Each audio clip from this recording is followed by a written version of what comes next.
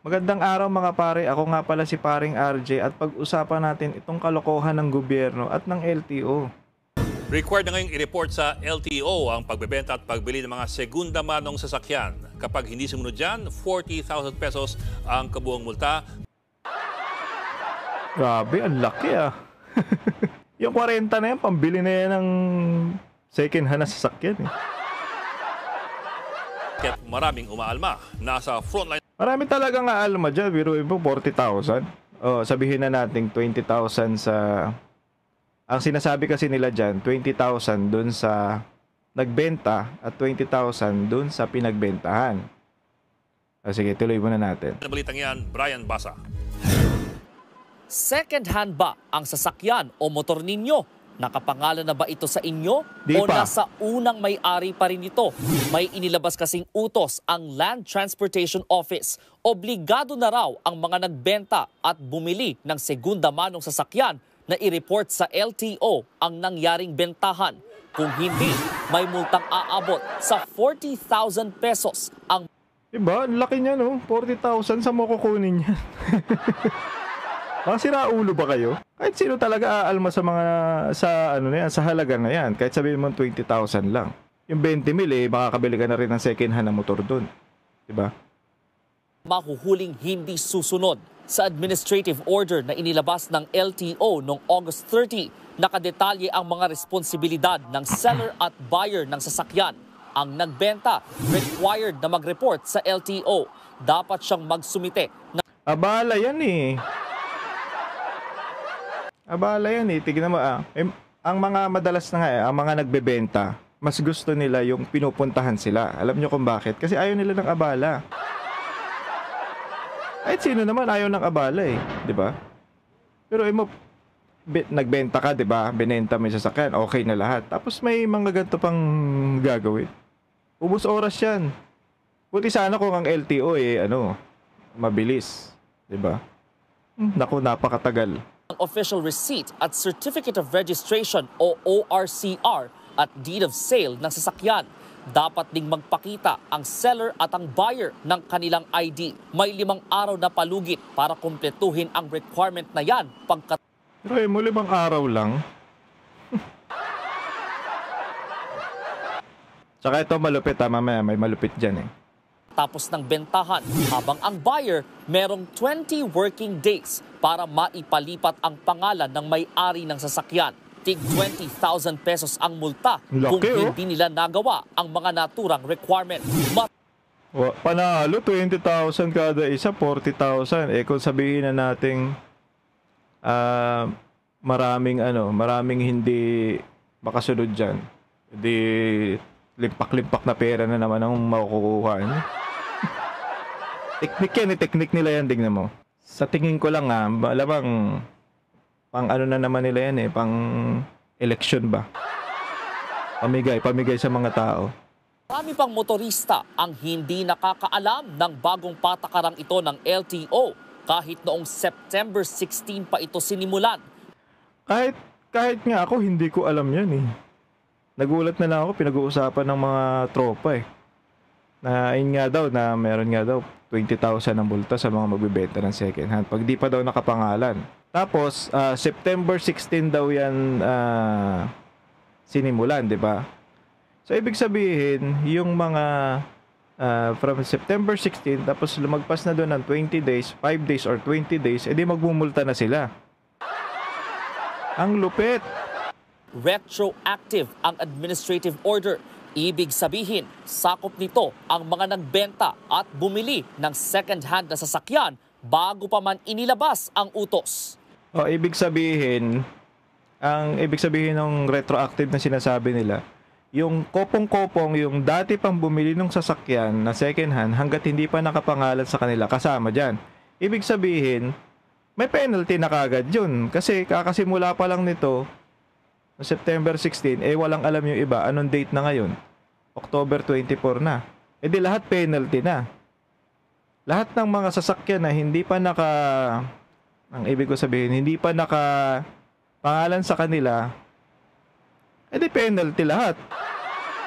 Damay-damay tayo lahat, pati ako.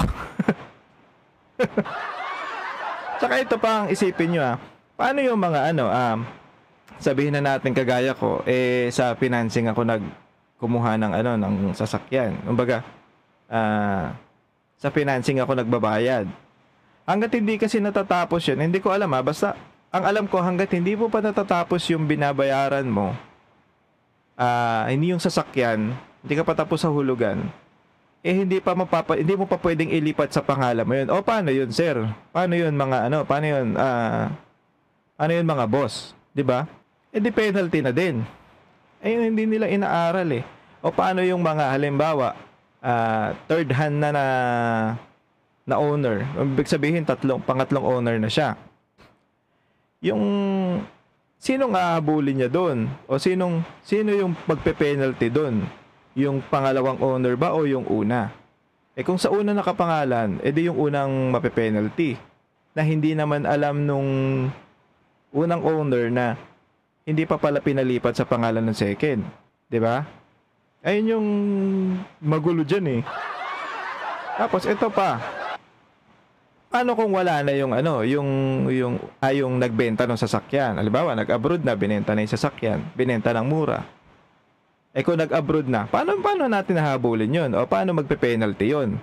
Paano niya aasikasuhin ngayon, 'di ba? Mga siraulo pala kayo Hindi nyo iniisip Dapat kasi bago kayo magpatupad ng mga ganyan, iisipin nyo yung mga ganun. Ang problema kasi ngayon, sige lang ng sige. Mga bangag kasi. Grabe naman yan, mumulta ka nang wala sa ayos. Lalo na yung pinagbilan mo ng motor galing pa ng probinsya. Ayan yung sinasabi ko, galing ng probinsya. Galing ng probinsya o ng ibang bansa na. Paano kung patay na yung yung nagbenta ng sasakyan? 'Di ba? O paano hahabulin 'yon? Paano malalaman? Saka yung retroactive na yan, hindi uubra yan. Hindi po pwede yung ganyang style nyo. Para para mandatory na mag-penalty lahat? Ganun ba? Hindi po pwede yun. Saka isipin nyo, pwede nyong gawin yan dun sa mga bago. At least yung bago. Saka bago nyo yan, bago nyo simulan dapat yan, isipin nyo muna yung tawag dito, yung plaka nga, hindi nyo matapos-tapos Tapos yung mga lisensya, hindi nyo matapos-tapos, tapos magagawa na naman kayo ng panibago. Ano yan? Patong-patong na yung mga nyo Tapusin nyo muna yung plaka. Tapos dapat lahat ng lisensya may mga card na. Bago kayo magawa ng mga kung ano-ano. Ang dami nyong alam Pagulat para sa amin na ganun. Pagulat talaga. Kalaki yung multa. Kailangan siguro. Tsaka 20,000, hindi biro yun 20,000. Na mo kukunin yun. Parang, paano yung mga may hirap? 'Di ba? Paano kami? Ibig sabihin, imbes na yung 20 mil mo na pambibili mo na lang ng ng pagkain o kung ano-ano, pang-budget, mumulta mo pa. Mga siraulo. So, mapag-aralan po mismo ng LTO kung paano po yung dapat maging proseso nung kanilang pinapatupad na batas na yan. Nga yung problema parang hindi pinag-aralan sige lang ng sige. Mayayaman kasi. Hindi nyo alam yung kalagayan ng mga nasa baba. Kaya puro kayo sige lang ng sige. Nauubusan na tayo ng pondo pang ayuda, kaya gumagawa na kayo ng paraan. Para sa isang urban transport expert, walang point ang kautosang ito. Red tape lang daw ito. Talagang point yan. Anong point yan? Anong yan? Kalokohan yan. O pampatagal ng proseso. Ayun nga buti sana kung mabilis. Buti sana kung mabilis yung LTO. Pila ka ngayon, one day process, di ba? Pagkapila mo ngayon, kinabukasan, ay okay na agad. Hindi ka na yung pabalik-balik. Nako naman, alam naman natin yan. Sobrang tagal. Diba? Ang haba-haba ng pila. Kasi hindi maayos yung sistema. Tapos may ganyan na naman. Ewan ko sa inyo talaga. If they're really excuse, they want to tell. Alam niyo, bad trip ako dito. Kasi ako may may sasakyan lahat yun hindi nakapangalan sa akin. Kasi second hand ko nga lang nabili. Hindi ko naman kaya mag sabi natin cash yung bago, brand new. Mahirap talaga yan. Tsaka, biruin mo, tatlo yung sasakyan ko O ibig sabihin, kada 60,000 kagad. Tindi nyo naman. Lupit nyo. Sa akin pa lang, 60 na. Yung owner pa ng mga sasakyan na yun, di paldo-paldo kayo ngayon. Sa isang tao lang yun, ha? Terrorize motorist para they come across at manikluhon sa kanila. Paglilinaw naman ng LTO, legal ang batayan ng administrative order. Katunayan, alinsunod ito di umano sa Motorcycle Crime Prevention Act.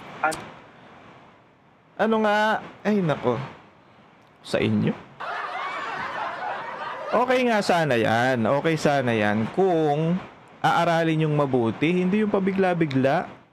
Tingnan mo September 16 kung hindi ako nagkakamali. Ano na kagad dyan? Ang dami ng may penalty ngayon. Gulo nyo pala Under our law, in case of accident po, ang liable po dyan is the registered owner. Malaking abala na po yan para po sa mga nagbenta ng sasakyan. Malaking abala din kayo, mga tanga kayo. Malaking abala yung ginagawa nyo. Pag-aaralan naman daw ng LTO ang pagpapalawig ng deadline para sa mga Deadline? Sa inyo. dati nang nagbenta at bumili ng segunda manong sasakyan bago pa man inilabas ang kautusan. Hindi rin daw agad babawiin ang lisensya ng mga mahuhuling lalabag. Pero paano nyo babawiin yung lisensya? Wala nga kayong lisensyang binibigay. Diba? Lisensya nyo, Xerox. magkaka-record sila sa LTO. Nagbabalita mula sa Frontline, Brian Basa, News 5. Mga kapatid, Ed Lingaw po. Okay. Ayan ang problema dyan sa ginagawa nila. Kumbaga, okay sana yung gusto nilang mangyari dahil nga sa mga nakaw-nakaw o kaya yung sa mga aksidente. Yun nga sinasabi nung LTO, ano ba yun? Basta kung okay sana, pero dapat pag-aralan nyo muna. Yun nga yung sinasabi ko, dapat isipin nyo yung mga nasa baba. Wag lang yung ang laki-laki ng multa nyo. Oo, okay yan, malaki ang multa. Pero kung madali sanang gawin, hindi mahirap. Akala nyo ba madali yan? Madali sa inyo, nandiyan kayo sa LTO. O kung yung mamayayamang kayo, madali sa inyo yan. Pero kung sa katulad namin mga mahihirap, bad trip yan. Imposibleng hindi ka absent working hours. Pwede ba sila mag-operate ng linggo? Hindi naman Working hours, papasok pa. Imbis na ipapasok mo sa trabaho, igugugol mo dyan sa katarantaduhan na yan. Ayusin nyo naman. Dapat i-consider nyo yung mga maliliit. Ha? Huwag yung puro kayo na lang. Ang dinig-dinig nga dyan kasi, baka gagamitin yan sa mga pamigay-pamigay. Kaya pinupush nila yan kaagad. Nauubusan na nga daw ng pang-ayuda. Ang malupit, yung imbis na umuki yung kalagayan natin, lalo lumalala sa ginagawa ng mga tarantadong to. Ko alam kung wala bang maano dyan sa LTO, walang mahirap. Hindi nyo alam yan, walang umapila ganon. Walang nag-suggest na hindi pwede yan, hindi pwede to sir kasi ganyan. Yung mga mahirap. Diba? Yun na lang, sa financing na lang Isipin nyo, paano yun? Kung hindi pa pwedeng ilipat yung pangalan. Tapos yung sa sinabi ko pa kanina na third hand na may-ari na nung sasakyan. Sino nga habulin mo doon? Yung second o yung ano? Diba? Kung sa una pa nakapangalan, tapos sa'yo na napunta. Anong mangyayari dyan? Sinong hahabulin mo? Diba na kung napanood nyo yung kay yun nga, yung tinanong ni Ted Filon yung mga ganyan. Hindi makasagot ng maayos yung abogado ng LTO Hindi ako nagkakamali Hindi ko alam kung tama ba, abogado ba yun. Tapos tinanong niya, paano to? Paano to, sir? Paano to kung yung mga panahon pa nun dati na hindi naman nila alam kung nasa na yung may-ari. O alang naman sino ba namang halimbawa bibili ka ng sasakyan tapos kukunin mo pa ba yung contact ng may-ari? Hindi naman na. 'Di ba? Pwede ayun nga yung sabi ko, pwede sana kung yung mga bagong benta lang. Pero yung mga luma, yung mga yun nga yung sinatawag na retroactive. Hindi uubra yun, mahirap yun. Yun pa lang sa mga nag-a-abroad na nagbebenta ng sasakyan, mahirap na eh. Tapos, yung mga lumang sasakyan. O kaya, ang pwede nilang gawin dyan, pag irirehistro yung sasakyan, doon nila asikasuhin na kasama na ilipat sa ownership yung sasakyan na paparehistro nila. Yun, pwede yun. Pero yung mga dapat i-consider din nila, yung mga hulugan, yung mga second hand na 3 palit na, o kaya hindi nila alam yung may-ari, kung sino na, o nasaan na yung may-ari, ganon. Yun, dapat aralin nilang mabuti yun. Ang problema kasi pati yung pati yung nagbenta kailangan mag-asikaso dun sa sa LTO eh.